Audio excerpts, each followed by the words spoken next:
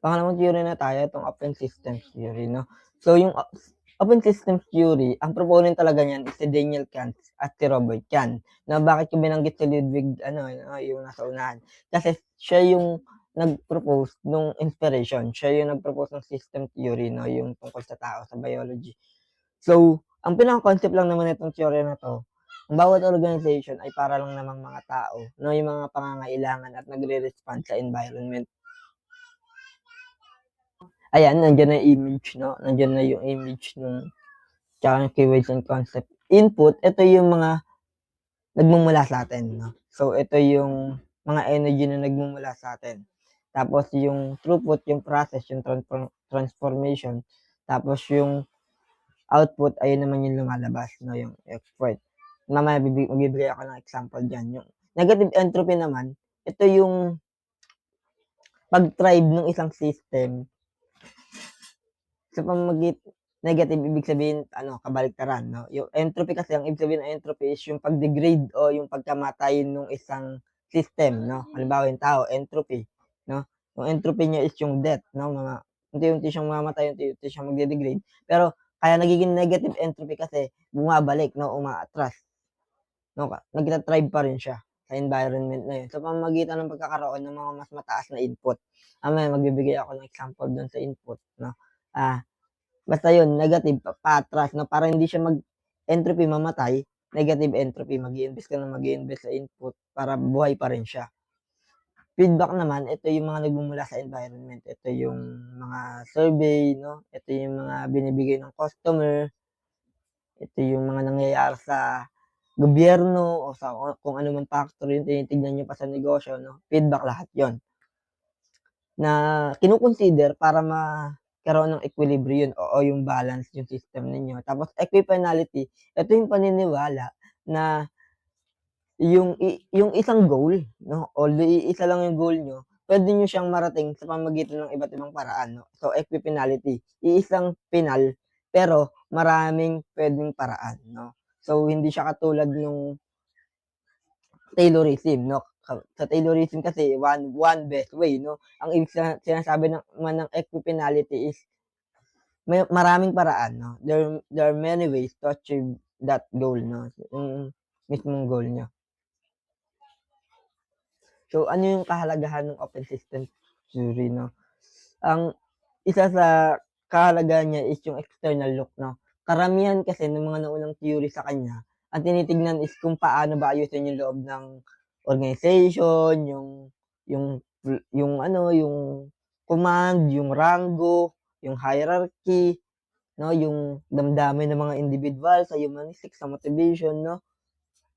Pero yung open system kasi, since open nga, tinignan niya na yung iba pang factors sa environment, no? Tinignan niya na yung demand, tinignan niya na yung customers, no? Tinignan niya na yung palitan ng pera, no? Lahat ng nasa labas, no? Tinignan niya na, no? Tapos, dahil tinignan niya na, mas naging open siya, nagre-respond siya, no? So, para hindi mamatay yung sistema, nagre-respond siya. Ayun yung inoffer na importance nung open systems, na yung maging open sa iba't ibang factors pala nasa labas. Wag kang kumbaga kung aayusin mo yung organization mo, wag mo lang tignan dun sa rango, sa structure, sa kung ano pa man, no? Tignan mo rin ano ba talaga yung nangyayari sa labas, no? Sa negosyo mo, ano ba yung demand ng tao, ano ba yung dynamics dun, no? Ano ba yung trend? Lahat yun i-consider mo, external. Tapos, bukod pa dun, tulad ng binanggit ko, yung original inspiration kasi nung theory is yung systems theory ni Sir Ludwig, no? Na kung saan para siyang tao. Bakit para siyang tao? Kasi yung organization daw tulad ng tao is kumukuha ng resources at information sa labas, sa environment. At pagkakuha niya ng information na yun, tsaka resources, gagamitin niya yun for survival, no? Gagamitin niya yun para i-transform yung mga input, makagawa siya ng mga product, ng serbisyo, mabigay niya dun sa output, nabigay niya, at pag may nabigay niya yun, babalik sa kanya yun, no? Bilang kita, bilang no? So yun, survival. Parang tao lang rin, kailangan mo ng pagkain, ng inumin, lahat yun input. Tapos ita-transform mo yun bilang energy, magtatrabaho ka. Tapos yung output nun is yung kita, no? Yung kita mo magagamit mo rin sa input mo. Gano'n din daw yung organization, may input, throughput, output. So yun 'no, para mas malinaw, ano ba yung mga examples ng input? Input, ito yung mga raw materials o yung mga ginagamit ng mismong organization. Halimbawa, crudo 'no, crudo magiging oil 'no, yung raw materials yun 'no, kaya yung tela magiging damit 'no. Capital ay yun yung puhunan.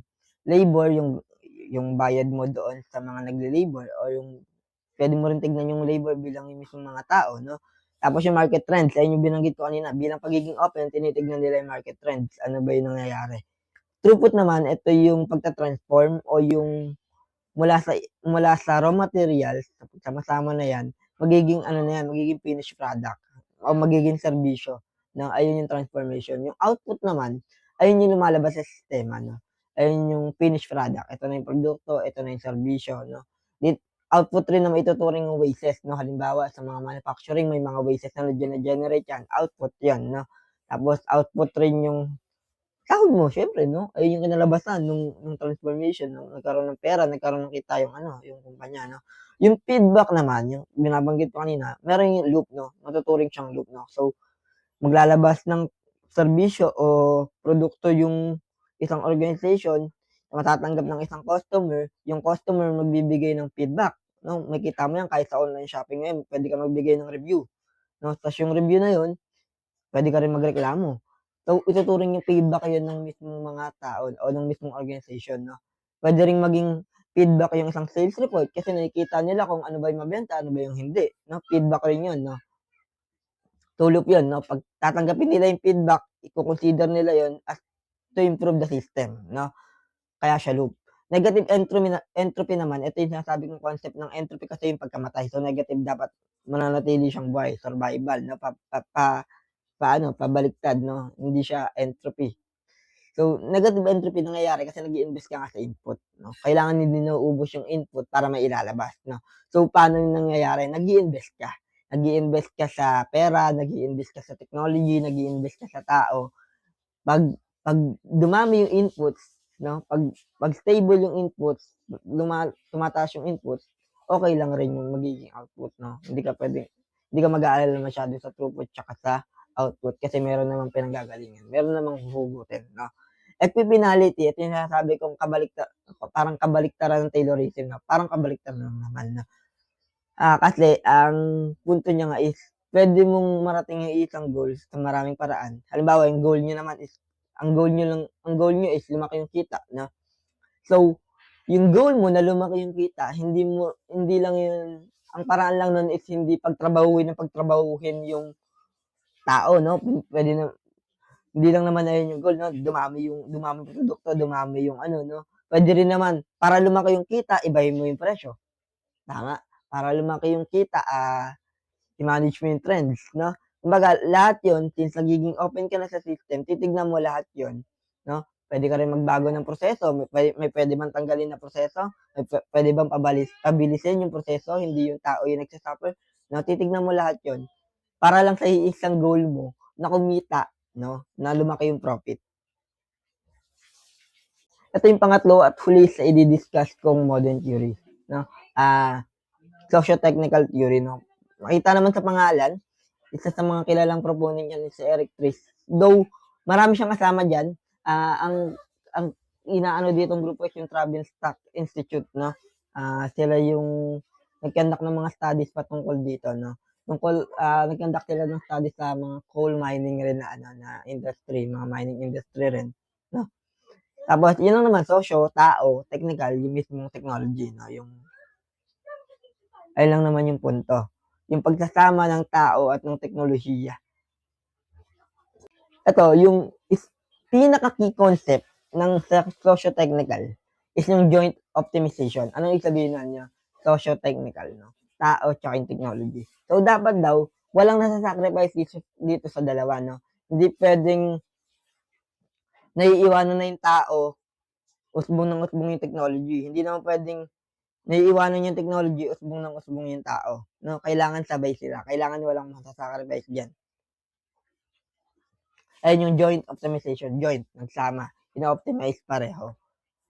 Tapos yung interdependency naman, tulad nga ng iba pang theory 'no, ang pinakapunto lang naman is dapat interdependent yung technology tsaka yung tao 'no. So, totoo naman yun, puwede naman talaga sila maging interdependent. I-educate mo ng i-educate yung tao, gagawa sila ng mas mataas na technology. Mas mataas na technology, mas marami pa silang magagawa 'no, mas mag-i-improve pa yung tao kasi maraming technology. So, interdependent talaga yan. Tapos yung unit control variance rin 'no, isa sa mga pino-push niya is yung unit control variance kasi kung titignan niyo, ang pinakapunto lang naman nito dapat daw nangyayari yung detecting at managing ng quality o yung mga irregularities kailangan kung may mali man sa proseso 'no, mas maganda daw na ang mangyayari dun is kung saan nang kung saan nanggaling yung mali, iko-correct niya na. So, autonomy 'no, responsibility 'no, empowerment 'no. So, kung kanino nanggaling yung mali, kailangan iko-correct niya na. Ayun yung unit control variance. Hindi na siya katulad nung mga naunang theory of structure na yung correction o yung evaluation is nanggagaling pa sa taas 'no, nanggagaling pa sa upper. Ang sinasabi ng unit control variance kung kayang gawin ng tao, kung alam niyang mali yun, kailangan ayusin niya na 'no, kasi control niya yun, eh, 'no, unit niya yun, eh. So, simple lang naman 'no. So, yun. Ang inoffer talaga nung socio-technical, tatlong bagay 'no.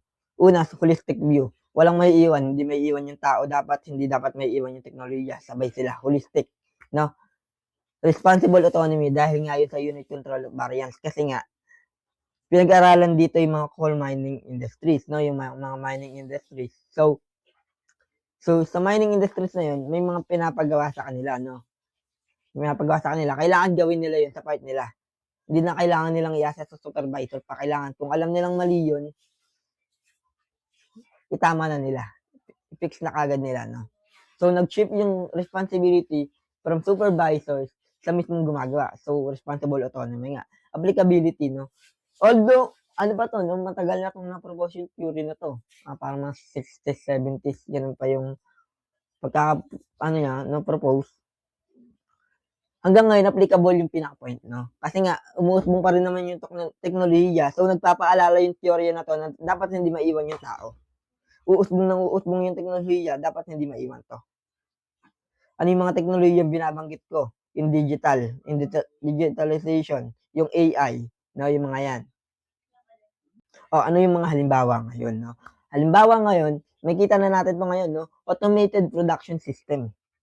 Kung makikita niyo yung mga mga malalaking manufacturing organization, ang mga empleyado nila, ang alam na skill is control, engineering, yung mga gano'n na bagay 'no. Bakit? Kasi kadalasan robot na yung gumagawa ng mga task dati 'no. So yung kailangan na skills ng mga tao is yung kung paano i-operate yung mga machine na yun 'no, kung paano i-operate yung robot na yun o kung anong makina 'no. Ayun na yung skills na dine-delegate sa tao, kailangan may gano'n na siyang knowledge, kailangan may gano'n na siyang skills para hindi mapag-iwanan. Kailangan i-training mo yung tao na i-control yung robot o yung mga automated machines para hindi siya mapag-iwanan 'no. May trabaho yung tao, nag-i-improve pa rin yung teknolohiya para mag-improve yung production 'no. Walang mapapag-iwanan dapat kasi kung hindi alam ng tao kung paano i-operate yung makina, wala ring mangyayaring production, gano'n kasimple. Social media, basic lang rin. Yung lahat ng social media na 'yan, yung algorithm nila, kung ano man 'yan 'no, yung content 'no, mawawalan ng silbi 'yan kung wala namang tao, kung wala namang social 'no. Magiging media lang siya 'no, medium lang siya. Pero para matawag sa social media kailangan magkaroon ng human interaction, kaya nga may chat 'no, kaya nga may live, may mga live pa na ano, kaya yung mga mismong gumagawa ng content sino ba? Tao mismo 'no. So yun 'no, yung technology, yung social media, kailangan rin yan ng tao para magbigay ng content, ng kung ano pa man 'no. Actually, sa iba nga issue yun 'no, kasi kinukunan ng data yung mismong mga tao 'no, gamit yung social media. So, though another point of discussion yun, pero yun yung point 'no, may tao, may technology. Pangatlo 'no, yung remote control o virtual collaboration. Nitong nagkaroon ng pandemic 'no, nung COVID-19, mas nakita natin yung importansya na mag-adapt 'no, na mag-adapt doon sa tumataas na teknolohiya. Dahil nga yung tao is nagkaroon ng challenge 'no, bawal silang mag-ano, magkaroon ng face to face interaction. So, Yung umuusbong na teknolohiya ginamit para makapagtrabaho pa rin yung tao sa pamamagitan ng virtual work. Nagkaroon pa rin ng remote work 'no, ng mga work from home arrangements 'no. Actually yung DOLE nga nag-adapt rin, nagkaroon sila ng work from home na 'no, na compliance. Kahit yung therapy, 'di ba? Yung therapy sa Pilipinas 'no, nagkaroon niyan nung nagkaroon na ng mas naging mataas yung discussion ng teletherapy 'no, o yung online therapy nung COVID-19 na kasi nangailangan may mataas na demand nung mga mental health na 'no, mental health concern, pero iilan lang yung mga therapies na kayang mag-operate virtually 'no, na kayang gumamit ng computer, na kayang gumamit ng iba pang technology. So, kailangan in-address yun 'no, at paano ma-address yun sa pamamagitan ng theory ng socio-technical. Kailangan silipin mo yung tao, hindi lang yung technology. Kailangan turuan mo yung tao, i-training mo. Ganun rin sa online school 'no, although yung ibang schools meron silang online school bago pa yung COVID-19, nahirapan yung mga lalo na yung mga public schools na mag-adapt 'no, nung biglang umano yung COVID. So, kailangan nila mag-adapt magkaroon ng online schools, ng hybrid arrangement 'no, para hindi maiwan yung tao 'no. Gano'n na naman tayo, parang hindi na naman maiwan yung tao 'no. Kailangan i-training yung mga teachers, yung mga professors para mabigay pa rin nila yung quality education. So, gano'n, ayun naman talaga yung punto ng socio-technical, teknolohiya, tao, walang maiiwan. Tapos bilang summary ng modern theory 'no, kung mapapansin niyo naman, yung modern theory hindi na siya tumingin sa category 'no, hindi niya na hinati-hati, eto yung type ng organization na bagay sa'yo, ito yung ganyan, ito yung ganyan, ito yung ganyan, sa loob dapat ganito yung hierarchy, hindi na 'no.